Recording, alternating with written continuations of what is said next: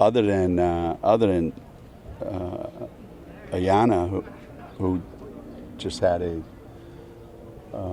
procedure done on her knee, and it's kind of reminiscent what Morgan Tuck had years ago. Other than that, and Amari's situation has been kind of ongoing, for over a year now. This is probably the best that we've been in quite some time.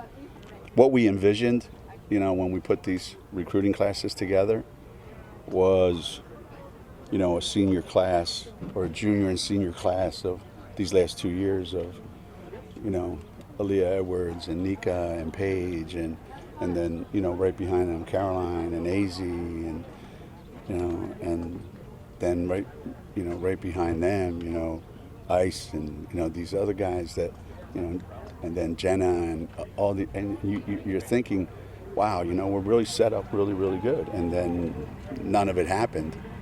And it's remarkable that we ended up getting where we've gotten.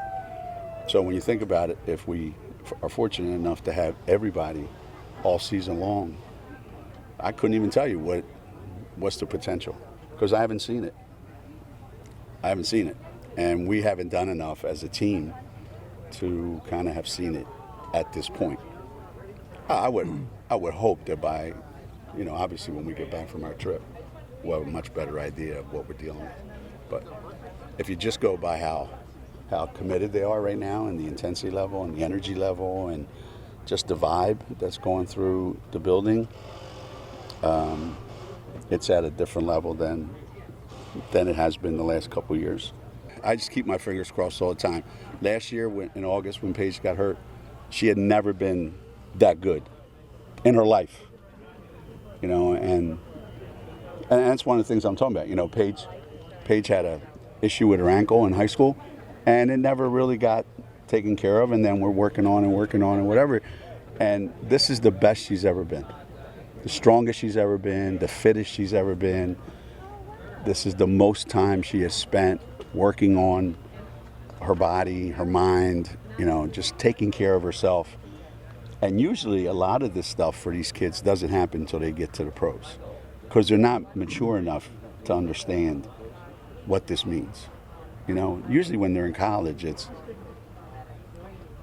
So, when I eat pizza at 11 and, I have a couple beers on the weekends, I still play like I'm an All-American. So what's the problem with that? So I think she's way ahead of, and maybe that's what the year off did. It showed her, if you want a long career, this is how you're going to have to go about it from here on in. Injuries, no injuries, it doesn't matter. This is what you're going to have to do. And she's embraced it, and I've never seen her better, either as playing one-on-one, two-on-two, or three-on-three, what she's doing in the weight room, just her whole walk, the way she walks around, the way everybody looks up to her, and the way everybody hangs on every word she says. There's just a maturity about her. Now, don't get me wrong.